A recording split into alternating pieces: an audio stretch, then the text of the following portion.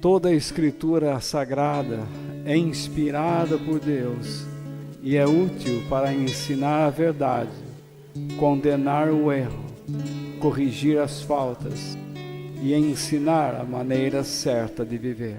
Isso para que o servo de Deus esteja completamente preparado e pronto para fazer todo tipo de boas ações.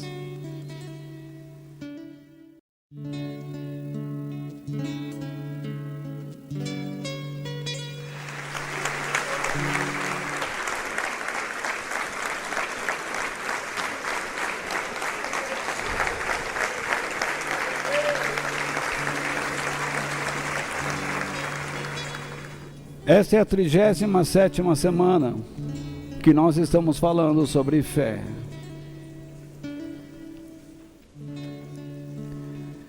E nós, nesse assunto, a fé é mais do que acreditar. Estamos falando sobre Gideão. Devagarinho vamos chegando nas obras de Gideão. Por isso que nós estamos tratando sobre a fé de Gideão. Esta é a 2ª semana.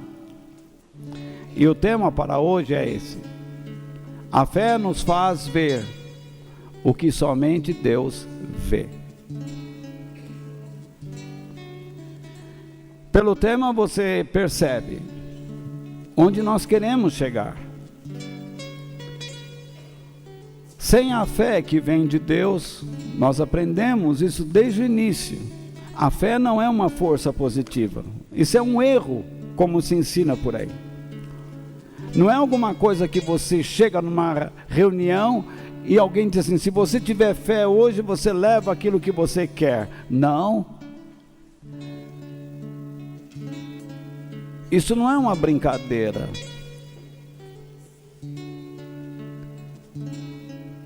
Quando você está na presença de Deus, Deus já diz qual deve ser o seu comportamento e o que você deve esperar dele. Aí sim, você expressa a fé. Não é tudo que você pede a Deus que Deus lhe dará. Às vezes Deus, na sua bondade, nos dá coisas que nós pedimos para ensinar-nos e a outras pessoas também. O nosso texto está lá em Hebreus 11:32, quando o autor do livro de Hebreus, em Hebreus 11:32 diz: o que mais posso dizer? O tempo é pouco para falar de Gideão, de Baraque, de Sansão, de Jefté, de Davi, de Samuel e dos profetas. Na semana passada, como eu disse, nós iniciamos sobre a vida de Gideão. Eu penso que eu já dei alguns detalhes suficientes para vocês sobre sua vida. Também falei do tempo em que Deus chamou Gideão. Israel passou por um período tranquilo, sem nenhum problema, e então se esqueceu de Deus, relaxou na fé, se desinteressou, e não havia outra maneira de chamá-los de volta, a não ser pela dor, porque Deus não quer perder seus filhos. Muitas vezes Deus permite situações difíceis em nossas vidas para nos chamar de volta. Não gostamos muito deste método, principalmente a igreja pentecostal e neopentecostal, os carismáticos também, que defendem, no meu modo de ver, uma atitude que não é teologicamente correta. Uma fé independente é aquilo que você pode determinar e Deus tem que fazer. Isso é absurdo. Eu pergunto quem é o vaso e quem é o oleiro. Isso não existe na Bíblia. Você não pode determinar a Deus o que Ele tem ou não tem que fazer. Isso é uma doutrina satânica. Você não pode diminuir aquele que é exaltado. Imagina. Na verdade, essas pessoas da época de Gideão, como tantos outros no Velho Testamento, segundo o apóstolo Paulo, nos serve de exemplos de pessoas que experimentaram grandes coisas de Deus, mas depois começaram a tombar. Por isso ele fala em 1 Coríntios 10 o seguinte: tudo isso aconteceu com os nossos antepassados, a fim do quê? Servir de exemplo. Eu sempre digo a você, como é bom aprender com os próprios erros, mas é mais sábio aprender com o erro dos outros. Então, a fim de servir de exemplo para os outros, e aquelas coisas foram escritas a fim de servirem do quê? De aviso. Quando eu digo para você quem avisa, amigo, como você se sente? O que você entende por essa expressão? Olha, a advertência. Para que nós não façamos as mesmas coisas, não tenhamos as mesmas atitudes. Aí o apóstolo Paulo continua dizendo: pois estamos vivendo como? Quando? No fim dos tempos. Portanto, diz Paulo, aquele que pensa, isto é, que tem uma opinião pessoal de si próprio, que está de pé, é melhor ter cuidado para não cair. Há muitas pessoas que pensam que estão de pé. Por que eles pensam? Por que eles têm essa opinião pessoal? Porque eles se escondem atrás dela. É muito mais fácil você criar uma capa do que aceitar a verdade. Há muitas pessoas que têm imaginações sobre si mesmas. E elas se iludem com os conceitos que elas criam acerca de si próprias, no seu relacionamento com Deus.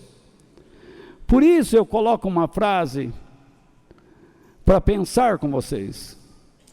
Entenda que nem sempre a nossa imaginação expressa fielmente a nossa realidade espiritual e moral. Por exemplo, você diz: eu dou oferta, mas e daí? Quem disse que a tua oferta torna você aceitável diante de Deus?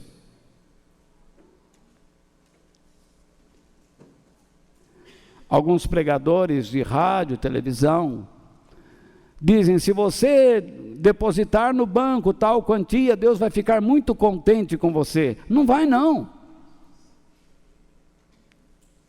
Porque Deus não quer o seu dinheiro. Se ele não pode ter o seu coração, ele não quer o seu dinheiro. Porque aquele que dá, deve dar com alegria. E o que significa dar com alegria? Dar com o prazer que Deus lhe dá para dar. Desculpe a confusão, mas é isso. Deus enche o seu coração com tanto prazer, e então você expressa esse prazer dando. Não é só dinheiro. Deus não quer desfalcar você. Ele não é ladrão. Mas Ele sabe o quanto você pode oferecer, tanto em dinheiro, como da própria vida, enfim. Outras pessoas dizem: Deus entende minhas fraquezas, Ele sabe que eu amo, é que eu não aguento deixar de fazer aquilo. Vocês estão supondo o que é aquilo. Vocês estão pensando o que é aquilo. Então,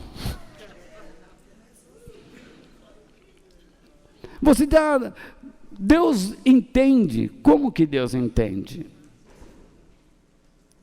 Jesus disse assim: bem-aventurados os limpos de coração, porque eles verão a Deus.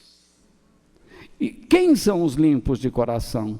São aqueles que permitem que Deus esteja sempre podando suas vidas, limpando, para que possa produzir mais. Outros então dizem assim: eu não faço mal a ninguém, então Deus me ama. Tá, você não faz mal, mas também não faz o bem. Nós somos chamados para fazermos a vontade de Deus. Tá bom, você respeita o próximo, mas você procura saber o que Deus quer que você faça. Se você não está atrás dessa busca, então Deus também não fica contente. Então você tem imaginações, você cria uma filosofia pessoal de um cristianismo que não existe. Ele é a sua criação. Isso é muito feio. Isso não agrada ao Pai. Então, voltando ao período de Gideão, não havia outra maneira de despertar a fé daquelas pessoas, de trazê-los à realidade, a não ser permitindo um período de perdas e sofrimentos. Você se lembra o que nós lemos lá em Juízes capítulo 6? Se quiserem abrir suas Bíblias lá agora, em Juízes capítulo 6, vocês que estão acompanhando pela Bíblia, a não ser que você tenha já aquela folha que eu mando, ou então no seu tablet, eu coloco todos os textos lá. Mas é bom você ter sua Bíblia, para você ir riscando nela. Não é pecado riscar a Bíblia, viu? Só não come. Morder a Bíblia é. No versículo 1 do capítulo 6 de Juízes, está escrito que Deus deixou que o povo de Midian. Quem era aquele povo de Midian? Os midianitas. Eles eram um povo árabe. Sabe o que significa árabe? Nômade. Um povo que vivia no deserto. E então eles invadiam Israel,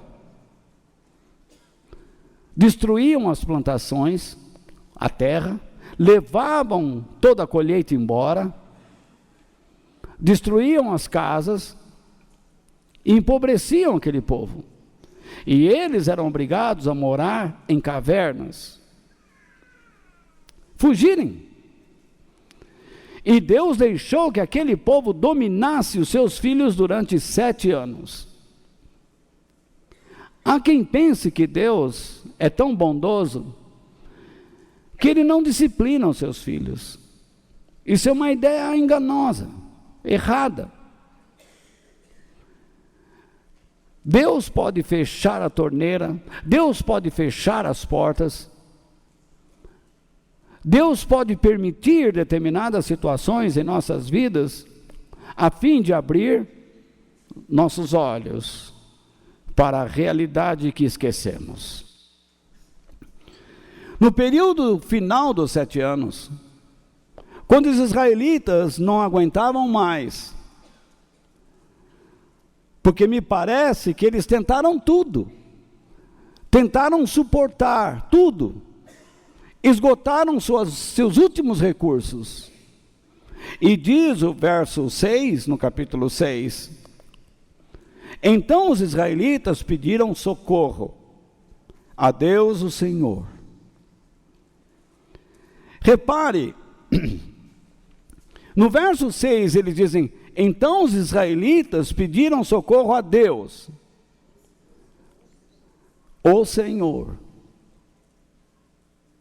Já já nós veremos isto.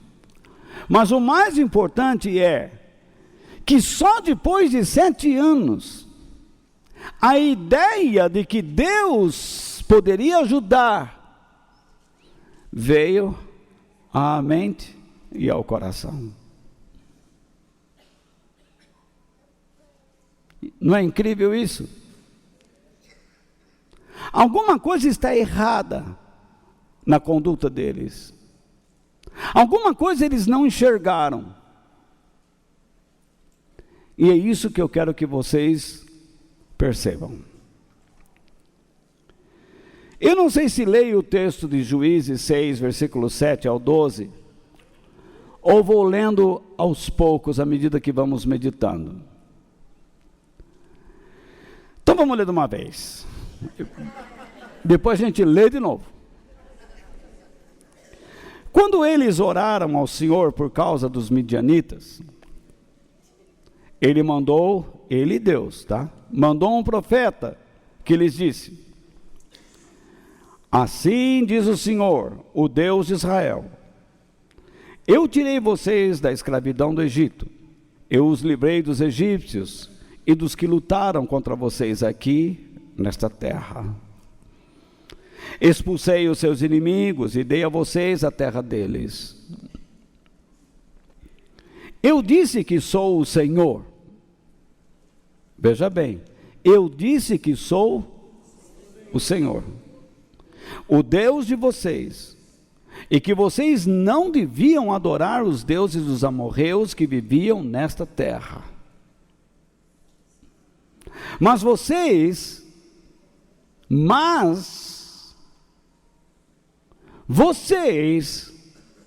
não quiseram me ouvir. Olha o pronome. Não é vocês não quiseram ouvir. Vocês não quiseram me ouvir. Eu que disse que sou o Senhor. Vamos lá. Então, o anjo do Senhor veio e sentou-se debaixo de um carvalho que havia perto do povoado de Ofra. Esse carvalho pertencia a Joás, que era da família de Abiezer. Esquece esses nomes aí. Faz de conta que é Mané, José, João. Esse carvalho pertencia a Joás, que era da família de Abiezer. O seu filho Gideão estava malhando trigo no tanque de pisar uvas, escondido, para que os midianitas não o encontrassem. Então o anjo do Senhor apareceu a ele e disse: você é corajoso, e o Senhor está com você. Até aí. A primeira coisa que eu quero, depois de ter lido o texto, é isso. Você pode ver e reconhecer o poder de Deus, mas só Ele vê o estado do seu coração. Lembra que eu falei? No versículo 7, quando eles oraram ao Senhor por causa dos midianitas, Ele mandou o quê? Um profeta. Primeiro, depois de 7 anos, a ideia de que Deus é poderoso voltou ao coração das pessoas. Se eles esperaram 7 anos para rogarem a Deus, é porque durante 7 anos eles nunca mais pensaram nisso. Eles acharam que podiam viver por si mesmos, realizar os seus negócios, plantar, colher, trabalhar, sem pensar em Deus, sem pensar nas bênçãos de Deus. Talvez disseram: olha o nosso trabalho, o que eu produzi, o que eu fiz, olha o quanto eu ganhei.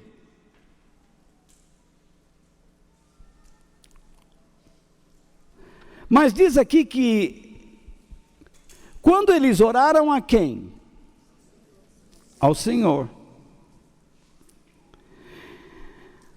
Por causa de quem? Dos midianitas. O que eles queriam? Eles, de repente, se lembraram que Deus era poderoso e diziam assim: bom, Deus pode ouvir a nossa oração e nos livrar imediatamente. E era isso que eles queriam. Eles queriam uma intervenção imediata no curso de suas vidas da parte de Deus. Mas Deus exigia deles o quê? Uma mudança imediata de coração. Você pode estar buscando a Deus, dizendo: Deus, eu quero que o Senhor mude meu marido, minha mulher, meu filho, meu pai, minha mãe. Eu gostaria que o Senhor mudasse o curso da minha vida, agora eu não aguento mais. Mas Deus diz: está bom, mas antes de eu começar a mexer em tudo que você gostaria que eu mexesse, eu preciso mudar você.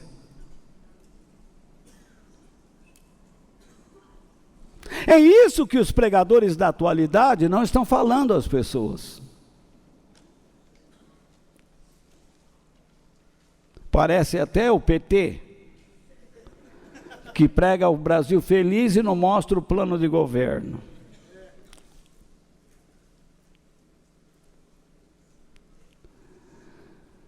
Se vocês querem que eu faça alguma coisa nas suas vidas,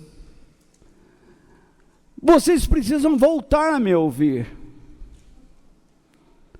Você repara no texto lá no versículo 7, Deus mandou quem? Um profeta. Qual é o trabalho de um profeta? Pregar, ensinar, falar. Tem muita gente que diz assim que um profeta parece um homem revestido de luzes, uma figura mística que aparece, assim diz o Senhor. Bobagem. Por que toda vez uma pessoa tem que, quando vai dar uma palavra de Deus, assim diz o Senhor? O que você quer? Você quer achar que saiu da presença de Deus numa cordinha, desceu de paraquedas do céu? De rapel? Simplesmente diz: olha, gente, eu penso que Deus quer de nós isso. Pronto, isso é uma profecia. Você não precisa espiritualizar um ato. Tem muita gente que quer espiritualizar, quer dizer, olha para mim agora e faz gesto. Seja natural. Eu agora estou profetizando a vocês. Se vocês têm uma palavra de Deus para alguém, que você vai ajudar, aconselhar alguém, você estará fazendo o quê? Profetizando essa pessoa. Mas não caia nessa mentira de algumas igrejas que dizem assim: agora profetiza ao seu irmão que tudo irá bem na vida dele. Como é que você pode dizer que tudo irá bem se você não conhece o coração dele? Não é assim o que acontece em muitas igrejas? Até em hinos, eu já vi cantores. Porque esperar o que desses cantores gospel também? Nem Bíblia lê. Porque se lessem Bíblia, não iriam compor tantas bobagens que eu escuto. Você quer ouvir, você quer aprender, você quer desaprender a Bíblia? Escute hinos. Principalmente esses hinos da modernidade.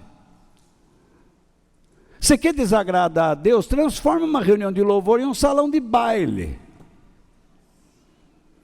Tira o pezinho do chão. Ai, o culto foi uma bênção, você não achou? Achei. Tá, eu quero ver 2 dias depois. Se não há transformação, não existiu bênção nenhuma, você continua o mesmo cadáver. Quando nós saímos da presença de Deus, nós temos que sair transformados. Porque a Bíblia fala que nós estamos sendo transformados de fé em fé e de glória em glória. A fé em fé significa o quê? O nosso comportamento de fidelidade. À medida que você é fiel a cada dia, então vem de glória em glória. Glória em glória significa aquilo que você descobre da natureza e do caráter de Deus. De modo que você cresce em obediência, e esse crescimento em obediência o capacita a enxergar a grandeza cada vez maior do Pai, do Criador. Se você vai numa reunião e só se impressionou e se divertiu, chorou, isso acontece também num show sertanejo. Outro dia eu estava no shopping com a minha esposa, nós fomos comer uma coxinha. De repente chegou aquela Poliana, Denise. Ai! Ah!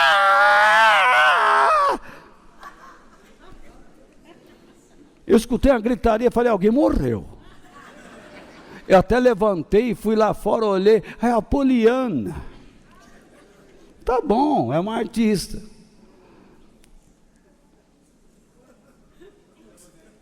Agora, quando a gente acha que um cantor evangélico é mais do que Jesus, nós estamos fazendo o mesmo. É a mesma droga. Então, isso é muito perigoso.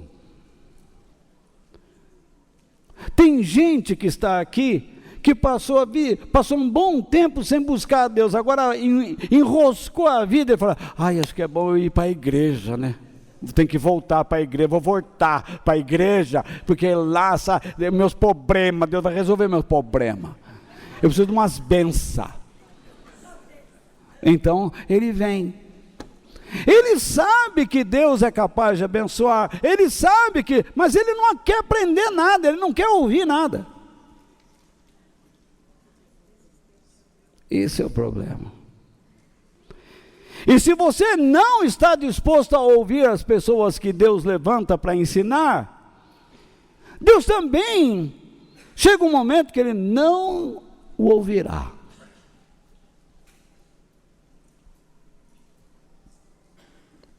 Você pensa que Deus está agindo na sua vida,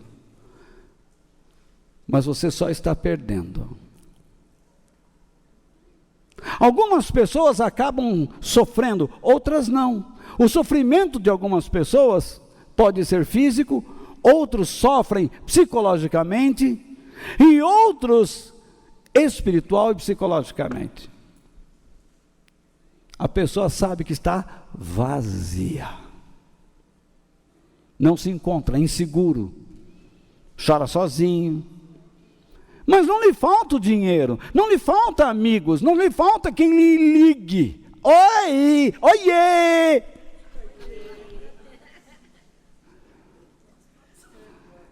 Não é engraçado esse negócio? Oiê!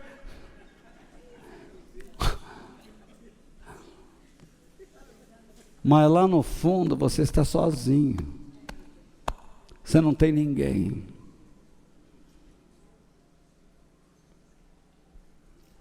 Existe uma série, uma variedade, 50 tons de sofrimentos.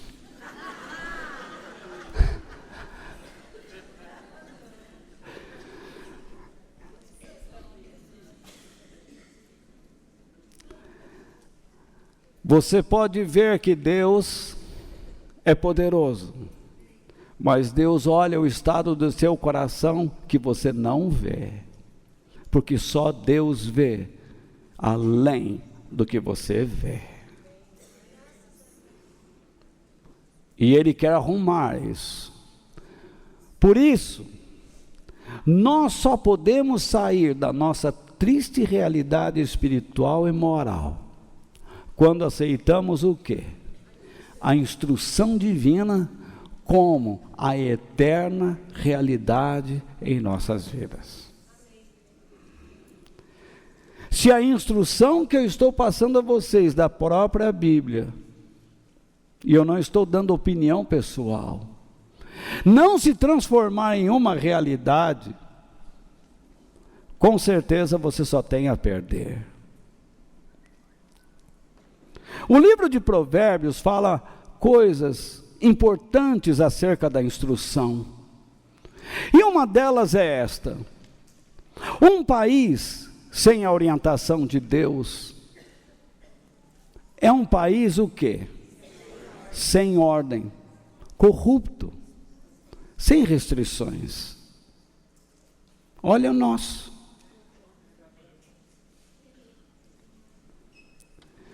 Quem guarda, isto é, quem entesoura, quem celebra, quem protege no íntimo a lei, ou seja, os mandamentos, as instruções de Deus, é feliz, isto é, bem-aventurado, divinamente abençoado.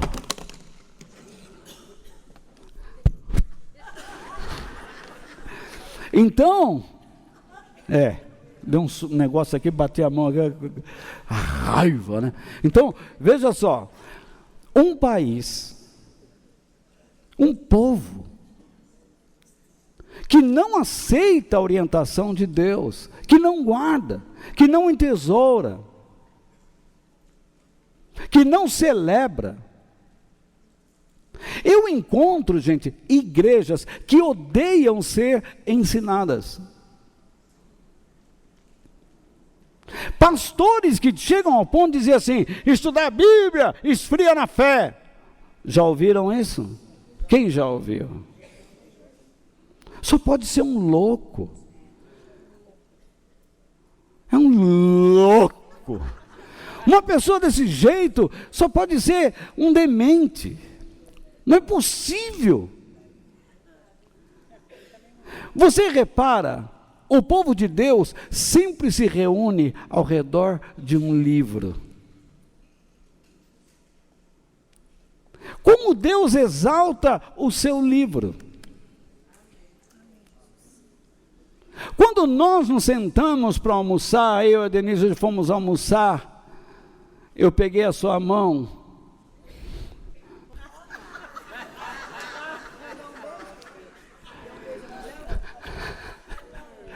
e disse: vamos orar, não foi? E oramos pelo nosso país, oramos por vocês. Não sei se deu algum resultado, mas oramos por vocês, oramos por nós, pela nossa família, para que não falte o pão, para que os nossos olhos sejam abertos.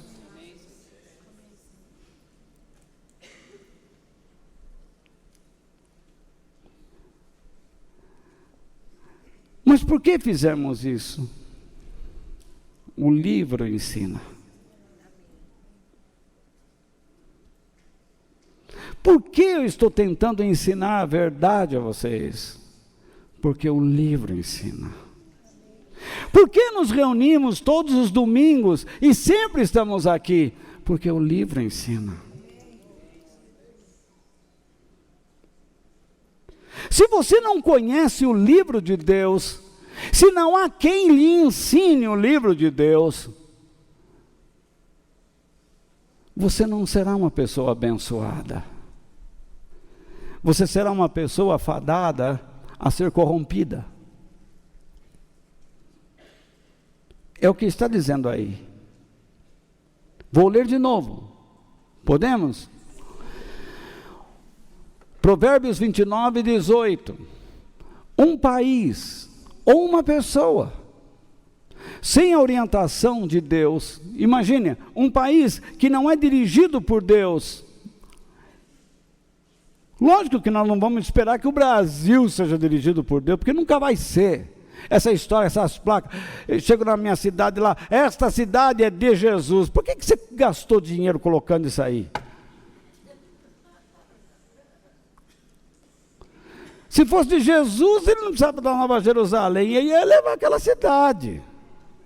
Mas ele não vai, aquilo nem de Jesus, nem a maioria das igrejas são. Porque não querem saber de Deus, eles se reúnem para proveito próprio, por interesses pessoais. Fazem campanha. O que é uma campanha, se não uma busca desenfreada para obrigar a Deus a fazer o que todo mundo quer que ele faça? E ninguém está preocupado em buscar o que é a vontade de Deus. Eu quero carro, eu quero casar, mamãe, eu preciso casar.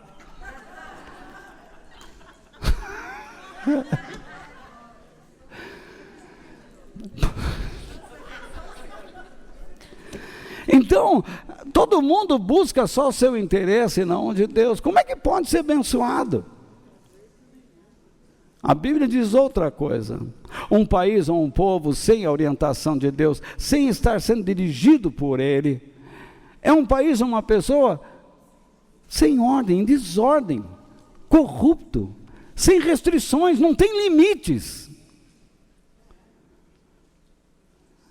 São pessoas que transcendem a boa moral e partem para a imoralidade, rompem com os bons, com as coisas sadias. E é incrível como essas pessoas corruptas, eles conseguem falar suas mentiras como se fossem verdades. Como esposas, filhos, tios, avós de corrupto. Olha para o corrupto e é um anjo. É que Satanás não tem mãe, senão ela ia ficar com ódio de Deus. Já pensou a mamãe Satã? Que fizeram com meu bebê?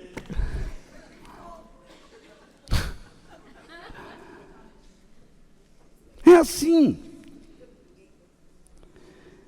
Quem guarda, isto é, quem tesoura, celebra, protege no íntimo, porque aquilo é bom, aquilo é questão de vida.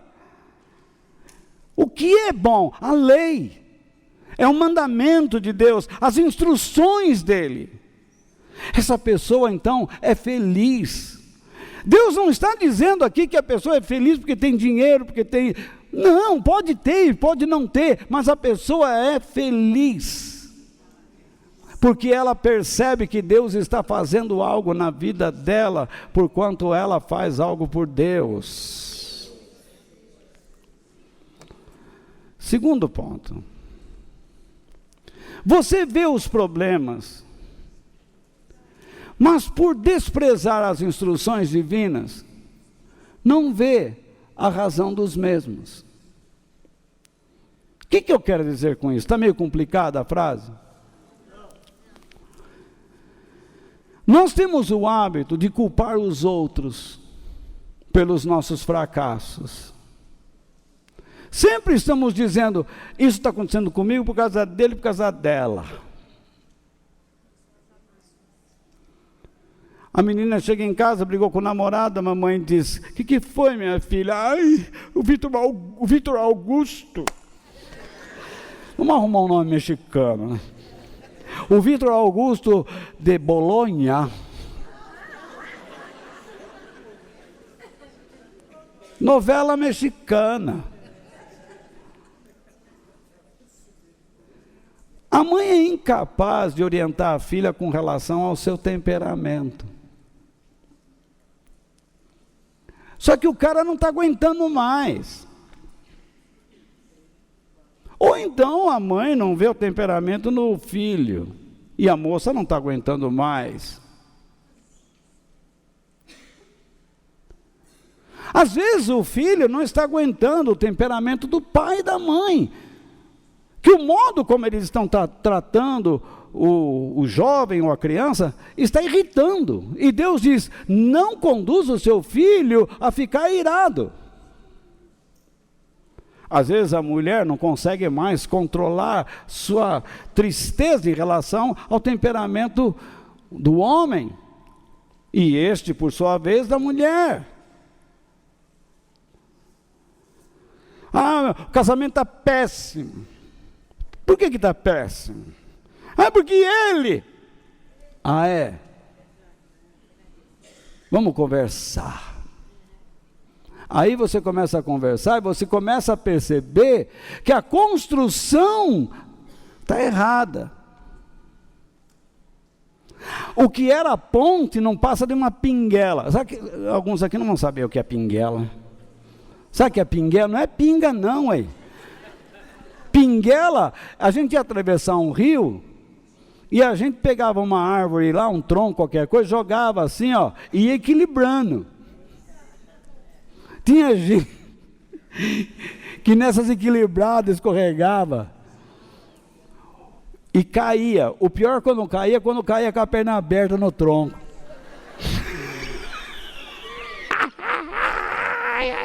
Aí era muito engraçado, viu? Além do cara cair na água, a gente chorava ainda. Então, veja só, era coisa de moleque, né? Então existem atitudes, tá?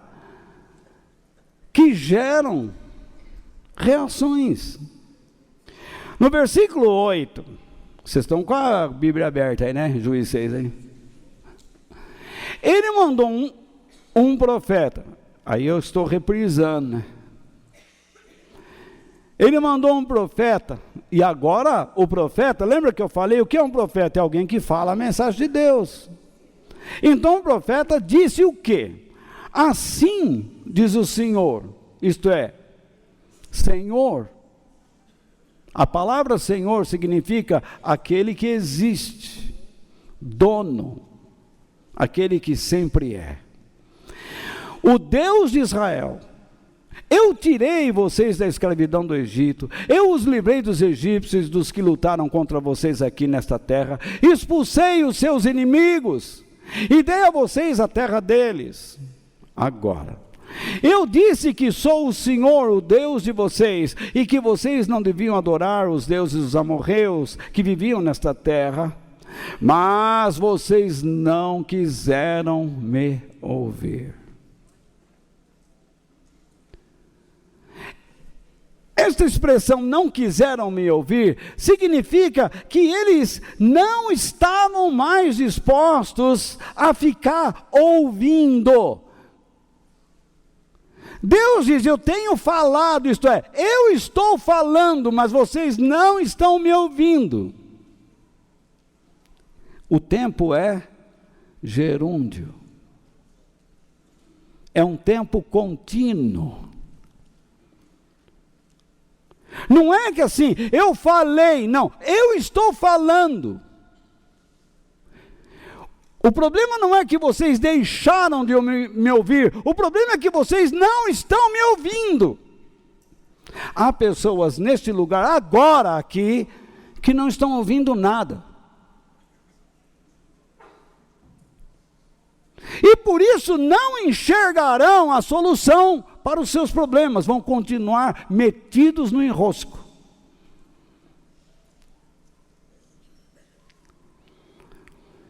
Nesse texto aqui, nós encontramos duas vezes o nome de Deus, Senhor, que significa o quê? Aquele que existe, ou aquele que sempre é. Ele é o dono. Porque Deus diz, assim diz o Senhor.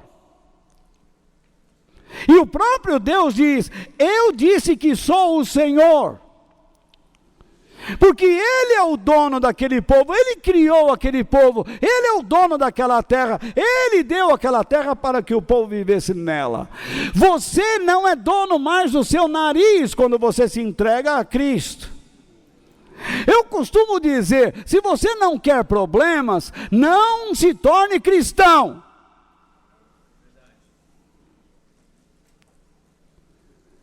Ao contrário do que a maioria das pessoas falam, venha para a igreja que é uma maravilha. Não pode ser uma maravilha neste mundo pertencer a uma igreja, porque este mundo odeia o cristianismo. O mundo quer incendiar cada exemplar da Bíblia. Eles querem explodir isso, e se for possível, explodir-nos juntos.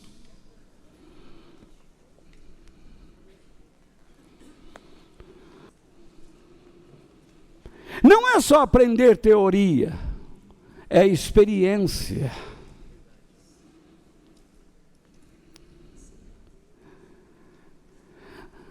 Para os israelitas, Deus deixou de ser reconhecido como dono. E no desespero eles se renderam a outros deuses, e nessa conduta a fantasias e sonhos pessoais. É o que está acontecendo. Nós estamos trazendo para dentro da igreja feitiçaria, macumba, voodoo, tudo quanto é coisa. Pega a toalha de Jesus, é desodorante da fé. Eu vou trazer a semana que vem o supositório celestial.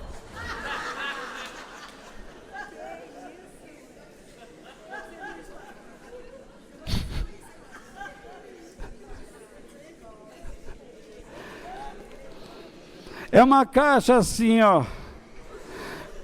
Com Cristo no barco, tudo vai muito bem.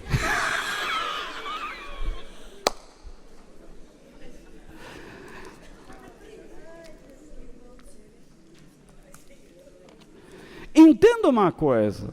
Quando você sonha com Deus, juntamente com Ele, caminhará para a realidade. Mas quando você sonha sozinho, apenas teve um sonho, uma ilusão.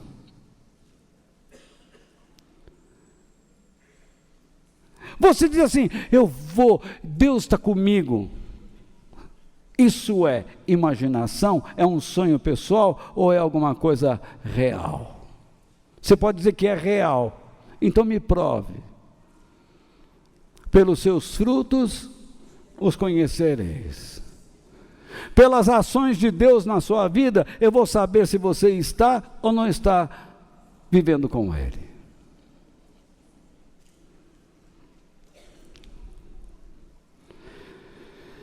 Quando você segue os seus próprios sonhos, você é prisioneiro do quê? Senão do seu egoísmo, dos seus interesses pessoais.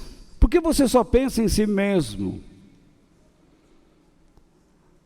Você se torna o que? Um escravo, um prisioneiro dos seus anseios, autossuficiente. Deus não manda mais na sua vida, você faz o que quer.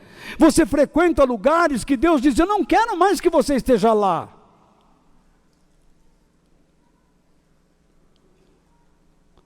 Você anda com pessoas que Deus não diz, não é bom que você esteja com eles. Você está diante de uma pessoa que está cometendo um grave pecado moral e você não tem coragem para falar.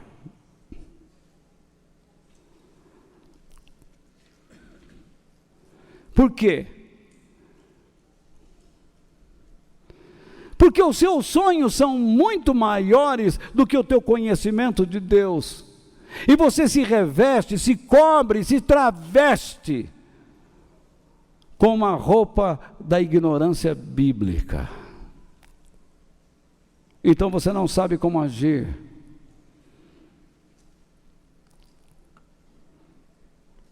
Você não entende mais a razão da sua vida, da sua existência. Jesus disse algo lá em João 8, versículo 31 e 32. Então Jesus disse para os que creram nele, o que ele disse? Se vocês continuarem isto é, se vocês permanecerem na atitude de obedecer os meus ensinamentos, isto é, os meus preceitos espirituais e morais, serão de fato os meus discípulos ou alunos. É isso que nós somos. Enquanto nós estamos na terra, nós estamos matriculados na escola de Jesus. Você pode sair a hora que quiser, mas está cheio de gente que cria escolinhas particulares.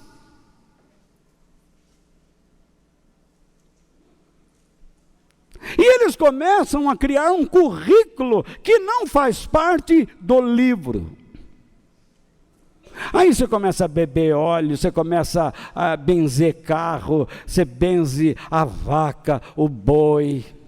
O boi chega para você e fala assim: não aguento mais, a vaca foi para o brejo. Aí você vai lá e vai ungir o boi, vai ungir a vaca, o bezerro, e é uma festa. Joga óleo no canto das casas. Eu me lembro um homem que comprou um óleo na igreja, depois saiu na calçada jogando no quarteirão. Acabou uma lata, ele pegou outra.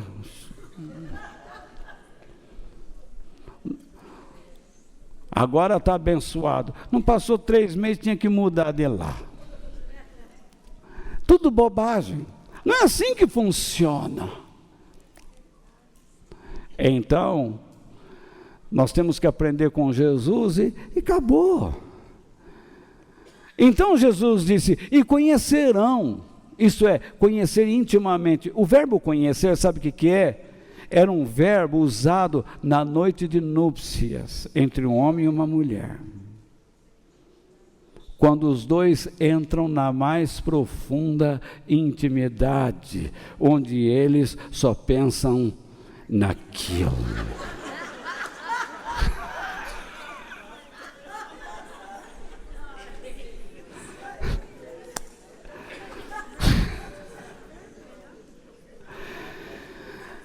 Então é isso que Jesus está usando. Você vê os verbos que Jesus usa para o Evangelho. Um verbo que era usado para a noite de núpcias, para o momento de relação sexual. Quando vocês conhecerem intimamente, quando vocês se desnudarem para a verdade, ela poder se desnudar diante de vocês, a realidade divina, quando ela se abrir para você, em qualquer situação ou assunto, então ela os libertará. Que libertará esse? Deixará vocês livres do poder e domínio do pecado. É isso que ele está dizendo. Não é do diabo, não. O diabo vai estar toda hora lá. Você não consegue vencer o inimigo se você não lutar primeiro contra si próprio. Não adianta você entrar numa igreja e fazer, pastor, faz uma oração na minha cabeça aí, uma oração especial.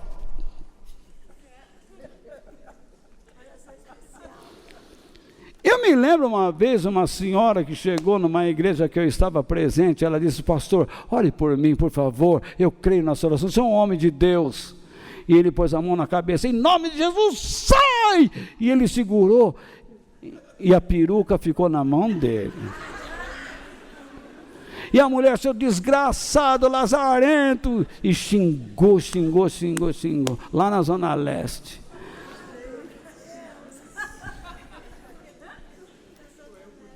Foi difícil segurar ali. A mulher vem com a intenção, Deus, o Senhor é homem de Deus, daqui a pouco ele não é mais nada. O coração da mulher é horrível. Como é o seu coração? Você pode estar dizendo assim, esse desgramado não para de falar. Tem igrejas hoje que o culto tem que durar 1 hora. Tem pastores que choram, e não é à toa que muitos pastores no mundo estão se suicidando por depressão, porque eles não podem mais ser quem deve ser. Sai da igreja, vai pregar na rua. Eu fiz. Preguei debaixo da ponte aí do trem. Não precisa de prédio não. Peguei meu violão, alguém devia estar lá, lembra? Eu, né? E a turma passava na rua lá, zombava, xingava, não é? E eu lá com o violãozinho lá. Não foi maravilhoso?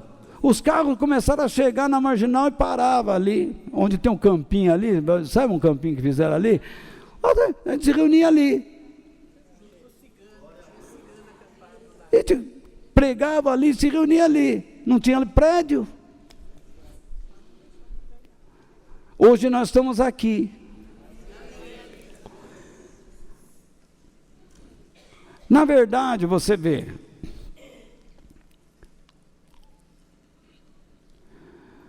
o que o profeta faz? Vocês têm que se relembrar o que Deus fez por vocês. A história de vocês está construída debaixo do poder de Deus. Ele libertou vocês dos egípcios, Ele os trouxe para cá, Ele deu esta terra a vocês. Você não pode simplesmente ter um Deus histórico, você tem que ter um Deus da sua experiência. O que Ele fez na sua vida?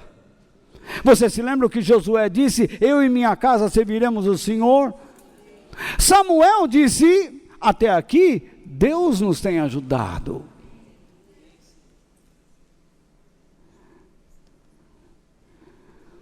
Aquele povo via um presente desastroso, mas deixaram de observar a própria história. Tem gente que fica aqui dizendo assim, ai, eu não sei o que eu vou fazer, meu Deus do céu, como é que eu vou, eu não vou aguentar. Como não vai? Se Deus não está tirando você de uma situação, não adianta você emburrar, não adianta você espernear, não adianta você ficar pedindo oração, não adianta você mostrar fragilidade. Enfrenta.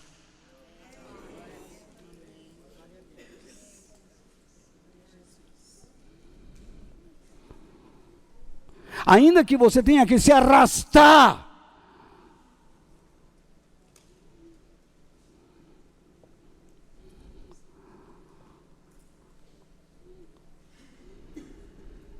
sua fé precisa ser reavivada.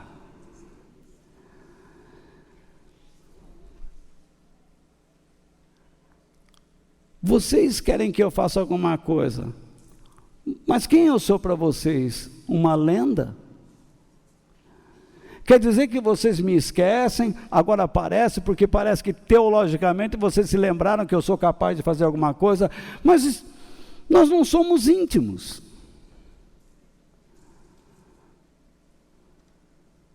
A igreja precisa entender que ela é chamada para ser íntima de Deus.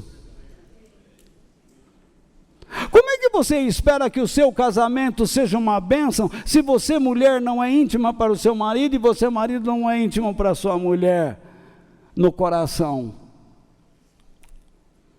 Se vocês não planejam juntos, se vocês têm vidas independentes, como que vocês poderão abençoar seus filhos, abençoar suas casas, suas famílias? É impossível. Em último lugar,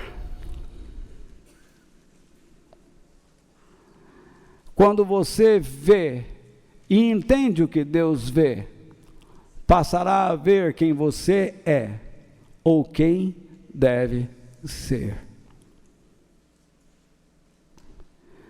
Eu disse a vocês, cuidado Você sabe que Deus é poderoso. Você consegue ver isto, mas não consegue ver a fragilidade do seu coração. Eu disse, você está vendo os problemas, mas se você despreza as instruções, você nunca descobrirá a raiz dos mesmos. Vamos lá, se o problema não está em você, a raiz do problema está no outro, mesmo assim Deus vai pedir que você morra para si mesmo. Quer um exemplo? Ame os seus inimigos, ore por eles, faça coisas boas a eles. A culpa não está em você, eles te odeiam, e Deus diz, faça coisa boa para eles. E aí? Mas o que você faz?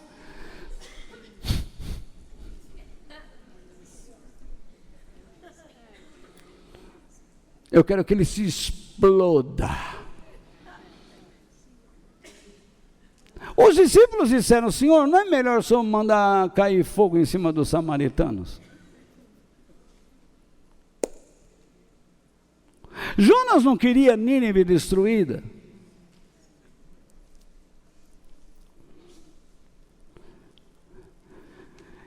Muitos hinos dizem assim, vai pela fé, que Deus vai destruir seu inimigo. Não seria melhor assim, ô Senhor, pela fé, destrói a mim e abençoa o meu inimigo? É o contrário que Jesus ensinou. Jesus não disse que Deus vai destruir inimigo. Tem mulher que ora, Deus mata o meu marido. Salva ele e leva Jesus.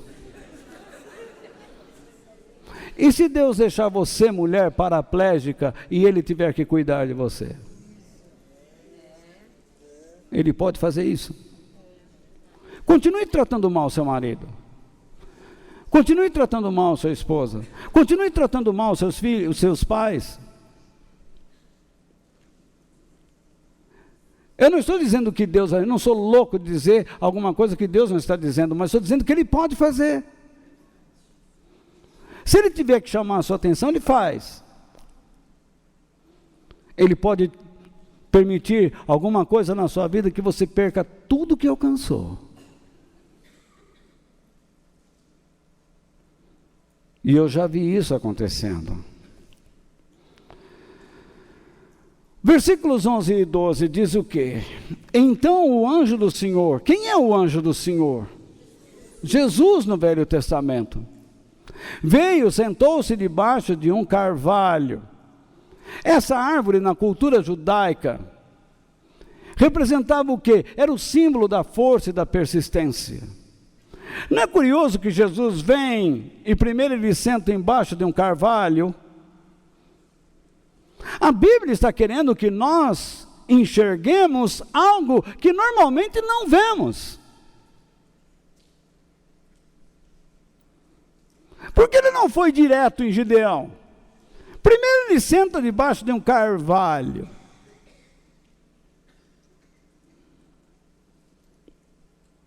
Ele não era estranho a Gideão, ele tinha uma figura judaica.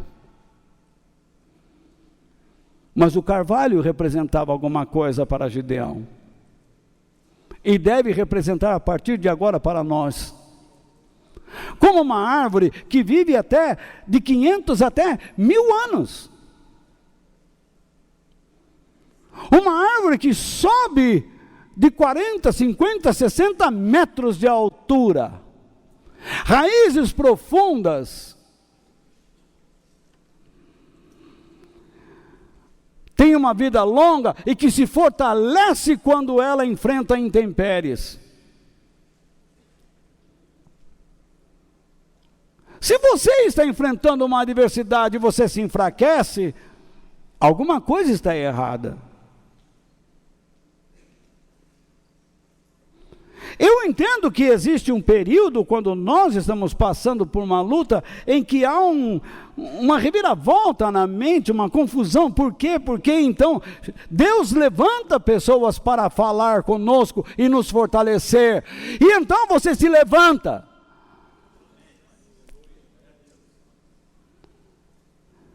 Porque Deus não quer que você fique o tempo todo na mediocridade, na média da tristeza e da amargura. Ele sentou debaixo de um carvalho que havia perto do povoado de Ofra. Esse carvalho pertencia a Joás, que era da família de Abiezer. O seu filho Gideão estava malhando trigo no tanque de pisar uvas, escondido. Na verdade, o sentido dessa sentença é que Gideão estava fazendo o trabalho velozmente, com aflição e com medo.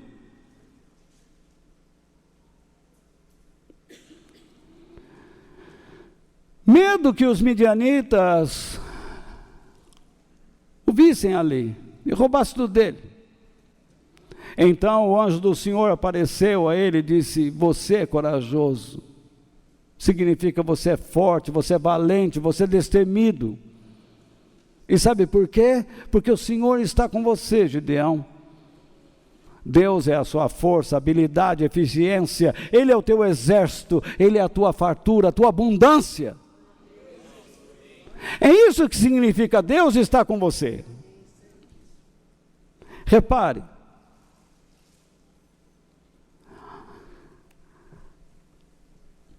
Deus encontra Gideão trabalhando como? Com aflição.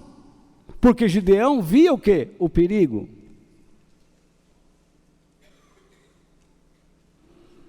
Mas Deus olhou para Gideão e viu nele o quê? A possibilidade de transformar esse homem. O que Deus diz a Gideão? Você é corajoso, o Senhor está com você. Repare os tempos dos verbos.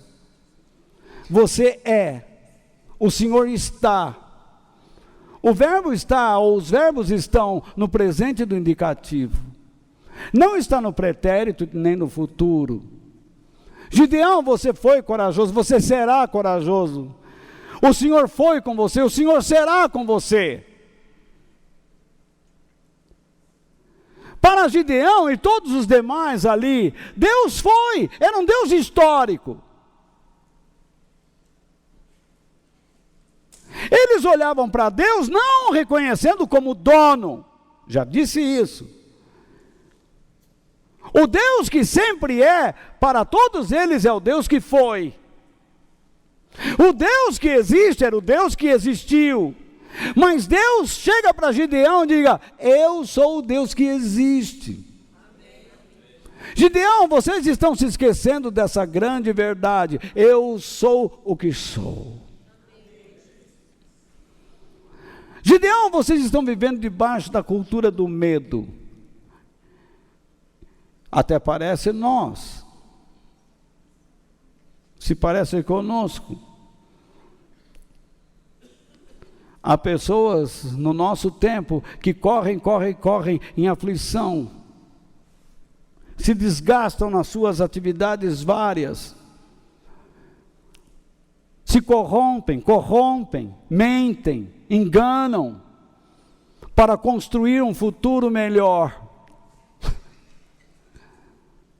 Se esquecem de Deus, corre o dia inteiro. Não pede a bênção de Deus, não pede a direção de Deus. O negócio é ganhar dinheiro, é ganhar.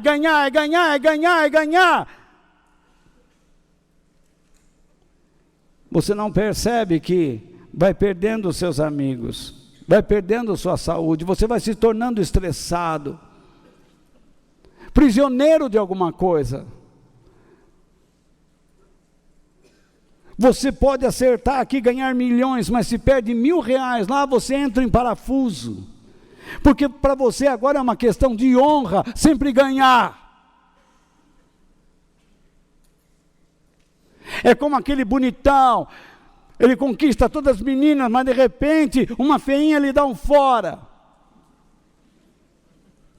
Ele diz: não acredito. E todo mundo passa a zombar do cara. E aí, gostosão, gostou? Para ele é uma derrota. Como isso pode acontecer comigo?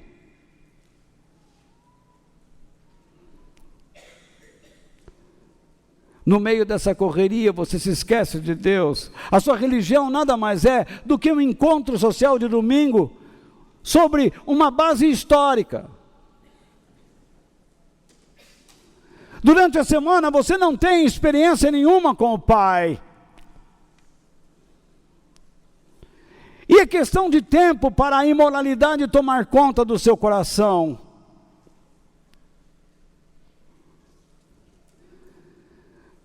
É uma questão de tempo para você ser prisioneiro do medo.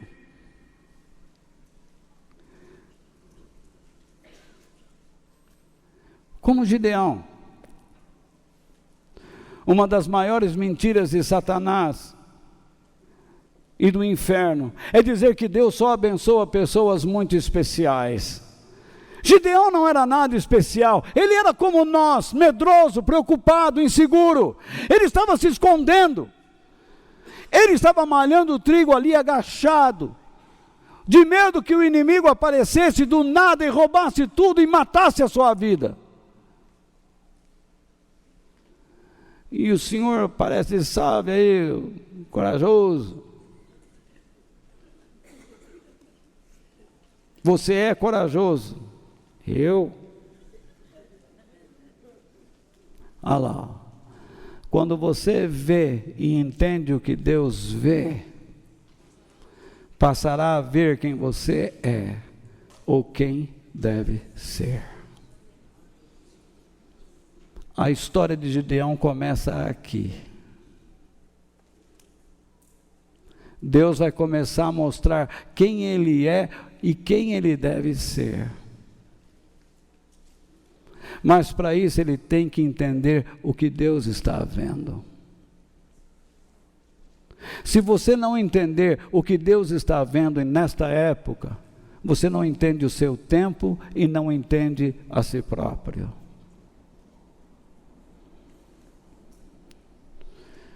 Você será uma pessoa insegura, infeliz. Deus está dizendo, sabe, eu sou o seu presente, eu sou o presente na sua vida. Sou eu que o faço corajoso. Deus não chamou você para ficar perdido. Deus quer que você viva nele e não deixe de seguir suas orientações em tempo algum. Deus quer que você o ouça, esteja ouvindo. Eu sei que agora são quase 9 horas. Se você não gosta dessa igreja, vá para outra. Vá onde vai massagear o seu ego. Vai lá cantar. Mais tarde você vai reclamar. O vazio da sua alma. O sábio disse o seguinte, em Provérbios, capítulo 3, versículos 1 ao 9. Filho, não esqueça os meus ensinamentos. Lembre sempre dos meus conselhos. Os meus ensinamentos lhe darão o quê? Uma vida longa e cheia de sucesso. Lembra o carvalho?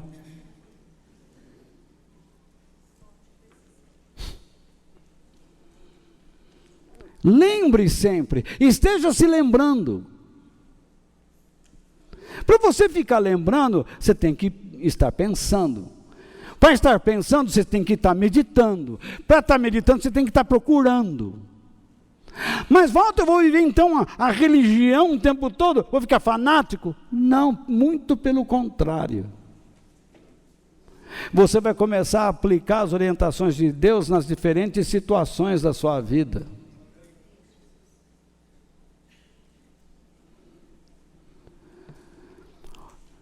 Não abandone o quê? a lealdade e a fidelidade? A fé. É isso. Lealdade e fidelidade é a mesma coisa que fé. Guarde-as, isso é, entesoure-as, celebre-as. Sempre bem gravadas onde? No coração, no íntimo. Se você fizer isso, olha a condição. Se você fizer isso, agradará tanto a Deus como aos seres humanos. O que Deus quer de você? Primeiro que a palavra de Deus entre em você, para desconstruir aquilo que você e eu construímos. Então, a partir de uma desconstrução, Ele passa a construir.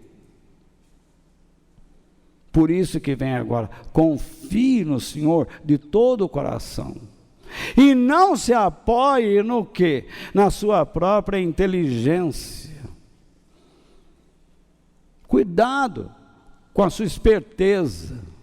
Isso vai acabar mal. Lembre de Deus em tudo o que fizer. É isso que ele está dizendo. Em todas as situações, lembre-se dele. Não é fanatismo. Você está sendo tentado a enganar o marido, fala, não, o Senhor não me deixa fazer isso. Não fica prometendo para o teu filho aquilo que você não pode dar.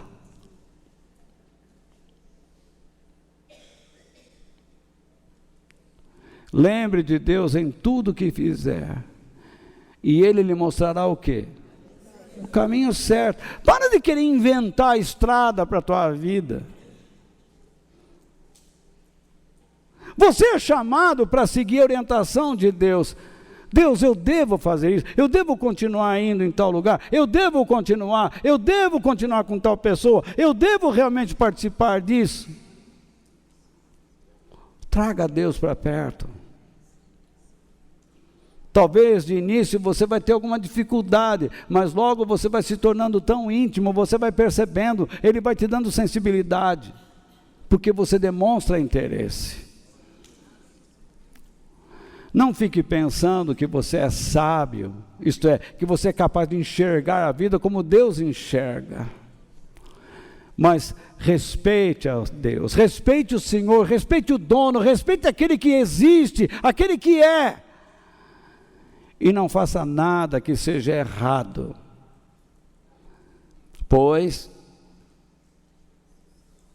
Porque como consequência, por isso, desse modo, não é?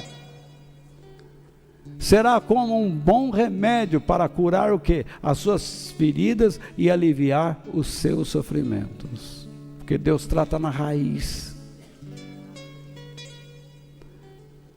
E então, uma vez que você é curado e você é fortalecido, então você adora a Deus, oferecendo o que você ou a sua terra tem de melhor.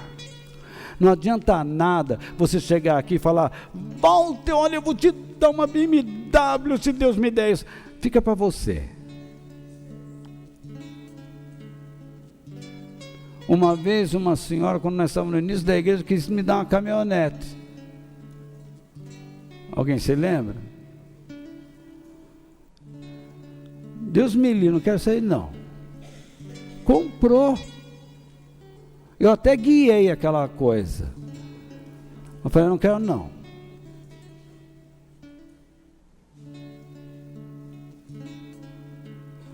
Eu não faço a obra de Deus por dinheiro.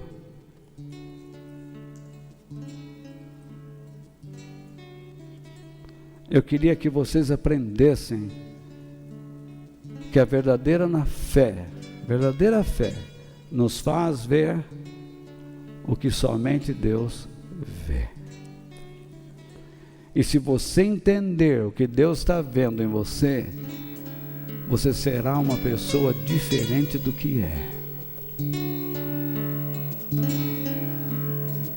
Que Deus nos abençoe. Amém. Quem